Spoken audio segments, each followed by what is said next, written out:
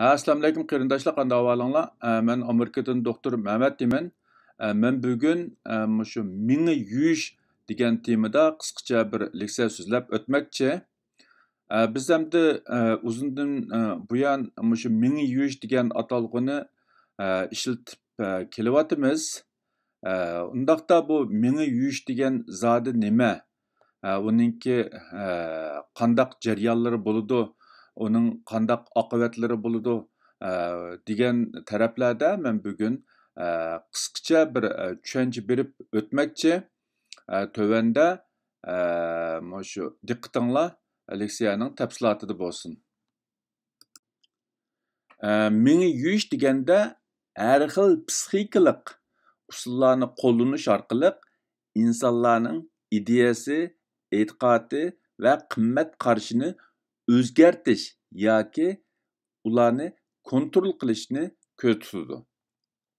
Meni yuyish meni kontrol qilishninki muhim bir qismi bo'lib, u boshqalarning ro'yini kontrol qilish, zihniyatini kontrol qilish, nodon qoldirish, ideyasini kontrol qilish, ideyasini isloh qilish, e'tiqodini isloh qilish, qayta tarbiyalash debmi ataladi.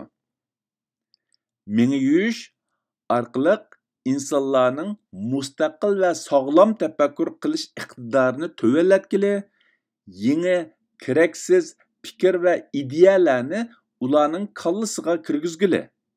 Shundaqla ularning kimligi, pozitsiyasi, ko'z qarashi, qimmat qarashi, diniy e'tiqodi, qilmishi va harakatini o'zgartkili, kontrol qilgili bo'ladi.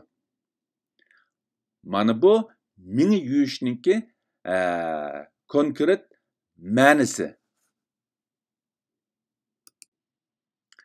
Meni yuyish deganda, garchi u keng doiradan har qandaq meni kontrol qilishni ko'zda tutsimi, biroq ba'zida u faqatla natsist Germaniya, Xitoy kommunistlari, Sovetlar ittifoqi, Shimoliy Koreya va boshqa bir qism davlatlardagi ideologiya tashviqoti yoki lagerlar va atalmish qayta tarbiyalashdagi majburiy tarbiyalash, tahdid qilish, jazolash va xo'rlash usullari orqali insonlarni o'z irodasiga xilof holda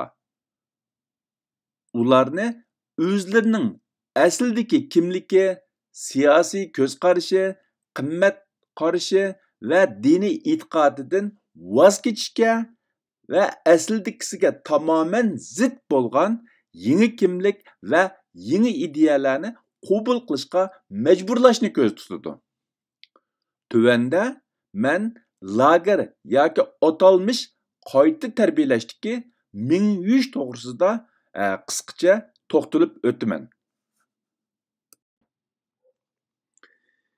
Undaqda men yuqorida tilga olgan lager yoki atalmish qayta tarbiyalashdagi meni yuyishninki qadam bosqichlari va yoki ularninki konkret usullari qandaq bo'ldi degan vaqtida men ularni tuvandagidek taraflarga yig'inchoqlab chiqdim. Birinchi, oldi bilan meni yuyish obyektining kimligini burmalash yoki kimligini yo'q qilish. Ya'ni meni yuyish obyektining kimlik tuyg'usiga, e'tiqodiga va qimmat qarashiga sistemalik hujum qilish orqali ularga tava hamma narsani inkor qilish. Masalan, sen haqiqiy musulmon emas, sen odam emas, sening axloqing yo'q degandagidek so'zlar orqali ularninki kimligini yo'q qilishga urinish. Bu xil hujum va yoki inkor qilishlar haftalab, oylab, hatto yillab takrorlangandan keyin bu meni yuyish obyekti harg'inlikdan gangrab qilishi mumkin va oxirida uning kimligi vayron bo'lishga boshlashi mumkin.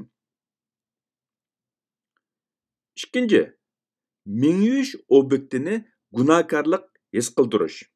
ya'ni mingyush obyektini sen vijdonsiz, sen ota-onangga vafo qilmading, sen oilangga xiyonat qilding, sen do'stingni sotding degandek haqorat so'zlar orqali ularda gunohkorlik tuyg'usi his qildirish.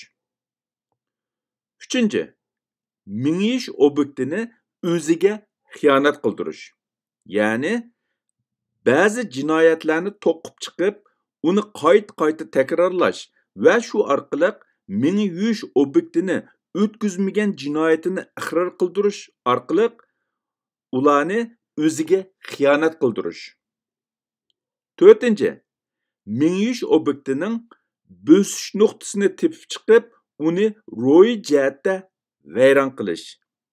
Ya'ni mingyush obyekti o'ziga xiyonat qilgandan keyin psixikada qalaymiqonlashish yuz berishi, o'zidan gumon qilishga boshlashi, hatto xo'rliq his qilishi, o'zidan nomus qilishi va o'zini ayblashi mumkin.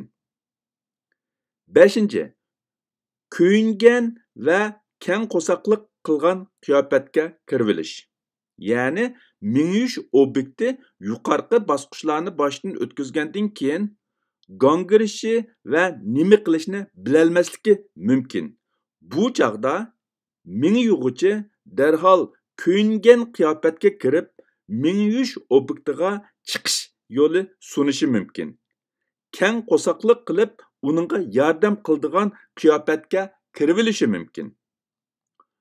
6. O'tkazmagan xatoligi yoki jinoyatlarni bir-birlab iqror qilishga majburlash. Ya'ni mingyush obyekti ro'yi jihatdan vayron qilingandan keyin qarshilik ko'rsatishdan voz kechishi va o'tkazmagan xatoligi va jinoyatlarni bir-birlab iqror qilishi mumkin. 7. Tadrijiy pushaymon qildirish. Ya'ni mingyush obyekti o'tkazmagan xatoligi va jinoyatini iqror qilgandan keyin uni pushaymon qilishga majbur qilish. 8. Gunohini yuvishga fursat yaratib berish. Ya'ni mingyush obyektiga yangi kimlik sunish va ularga nima qilishning lozimligini tonutish, o'gitish. 9. Ilgirlash va inoqlik barpo qilish. Ya'ni mingyush obyekti yangi kimlikni qabul qilishga boshlagandan keyin ba'zi mukofotlarni berish, taqdirlash. 10. Bütün xatoligi va jinoyatini tonib yetkazish va qaytadan odam bo'lish fursati berish. Ya'ni mingyush obyektida belgilik o'zgarish paydo qilgandan keyin ularga qaytadan odam bo'lish jarayonidagi ta'sirotlarni o'zining burun xato yo'lga kirib qilib, nurg'un xatolik va jinoyatlarni o'tkazganligini, qayta tarbiyalash orqali ularni tonib yetganligini, bundan keyin yangidan odam bo'ladiganligini so'zlatish.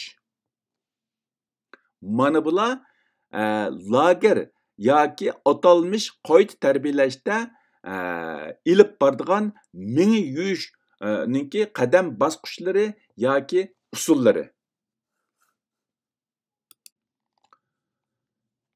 Undaqda bu insonlar mingisi yuyilgandan keyin qanday oqibatlar kelib chiqadi yoki mingi yuyishdan keyin kishilarda qanday o'zgarish bo'ldi degan vaqtida ko'pincha mutaxassislarniki qarashicha mingi yuyishning ta'siri ko'pincha holda qisqa bo'ladi ekan. Mingi yuyish ziyonkashligiga uchirg'uvchining aslidagi kimligi mingi yuyish jarayonida butunlay yo'q qilinmaydi ekan. Aksincha u yoshirinib qoladi ekan. Mingi yuyish oxirlashgandan keyin aslidagi kimlik bora-bora asliga keladi ekan. Ammo shundaqdimi mingi yuyilgan bir qism kishilarda tuvandagi oqibatlar uzun muddat davom qilishi mumkin ekan. Birinchisi, tanqidiy yoki mustaqil tafakkur qilish iqtidori to'lab ketishi mumkin ekan. Ikkinchi, yangi keraksiz va fikir va ideyalarni qabul qilishi mumkin ekan. Ya'ni bu meni yo'lg'ichi yangi keraksiz fikr va ideyalarni qabul qilishi mumkin ekan. 3-chi, pozitsiyasi, ko'z qarashi, qimmat qarashi va e'tiqodi o'zgarib ketishi mumkin ekan. 4-chi, ro'yi qulluqqa giribdor bo'lishi va qayta asliga kelolmasligi mumkin ekan.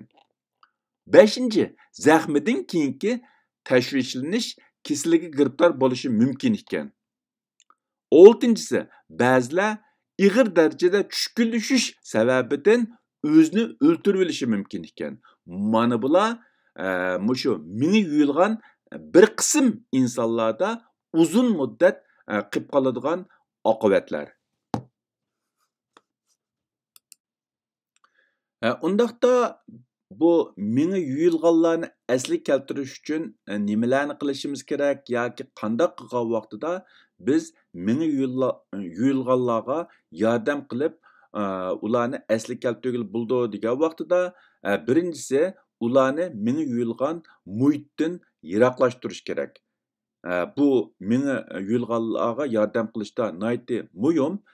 Ya'ni meni yuyilgan u insonlarni shu meni yuyilgan muhitdan tamoman ayirish orqali ularningki kimligini asli keltirish yoki ularga yordam berish mumkin.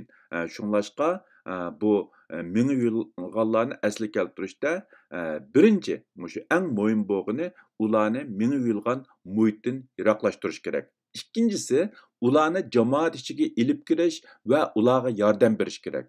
Uchinchisi ularga o'zining meni yuyilgandan keyingi kimligining mohiyatini tonishtirish va tushuntirish kerak. To'rtinchisi ularga qanday qilib meni yuyilganligini tushuntirish kerak.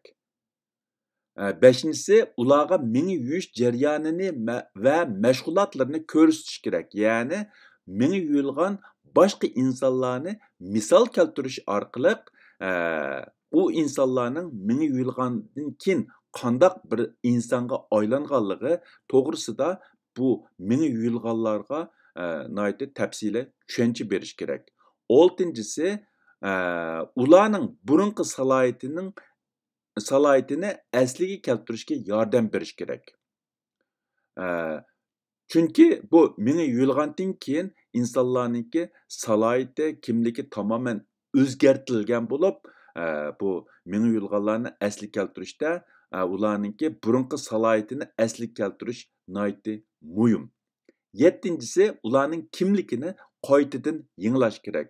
Men yuqorida o'tgandagidek bu insonlar meni yuyilgandan keyin ularningki aslidagi kimligi yo'q qilinib, yangi kimlikka o'zgartirilgan bo'lg'achqa bu meni yuyilganlarga yordam berish jarayonida ularningki kimligini qaytadan yangilash nihoyatda muhim.